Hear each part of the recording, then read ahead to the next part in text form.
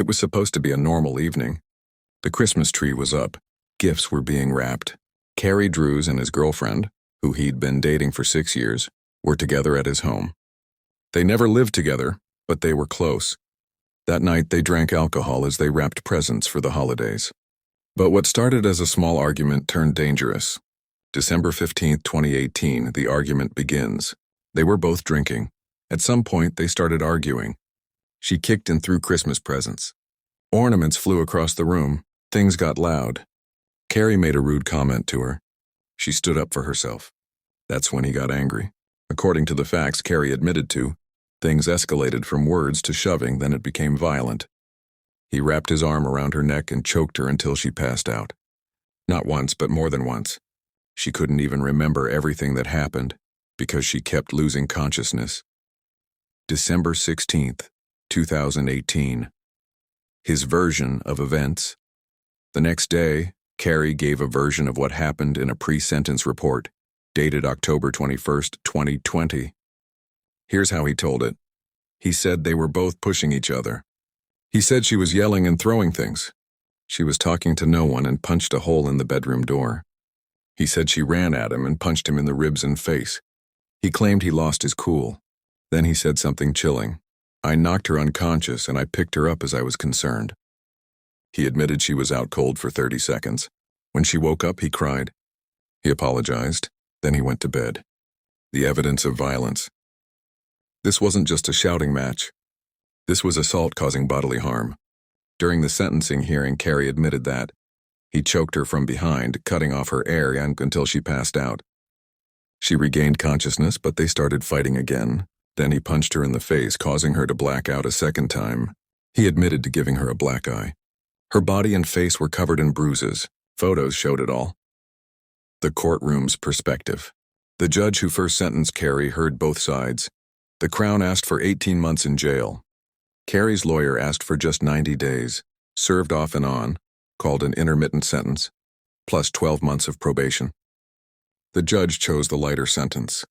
He focused more on rehabilitation, the fact that Carrie had taken therapy, made donations, and wrote apology letters. But that's not the end of the story. The courtroom was quiet when Justice L.K. Harris entered. 2 lawyers stood ready. Robert C. Marquette for the Crown, Catherine Bayak for Carrie Drews. This was no ordinary day. The Crown had appealed the earlier sentence. They said 90 days in jail might served intermittently only for choking someone unconscious. That's not justice. They wanted a harsher sentence, saying the first judge focused too much on Carrie's rehabilitation and ignored the seriousness of what he did. Crown's argument. Marquette pointed to past cases where choking was treated very seriously. He said this wasn't a small fight, it was domestic violence. Carrie choked his girlfriend until she passed out twice. The first judge gave too much weight to counseling and letters. The message to the public must be clear. Choking your partner will have real consequences. Defense argument. Bayak, for the defense, said, Carrie pled guilty. He finished his 90-day sentence. He was on probation and doing well. He took therapy, stayed employed, and was in a healthy new relationship. She said, the original judge made a fair call. He balanced punishment with the chance for change.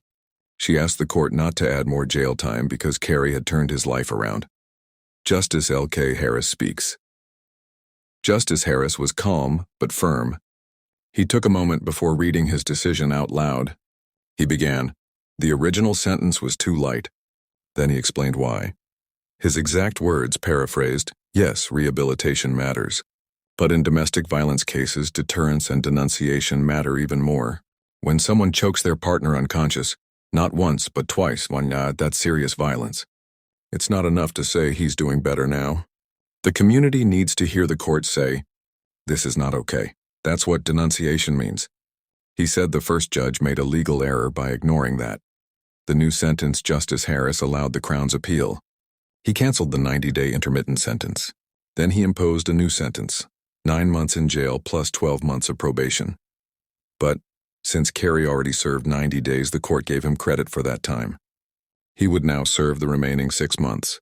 He said, you will be released when your sentence ends and probation will continue for a full year. This is justice and it's what the law requires.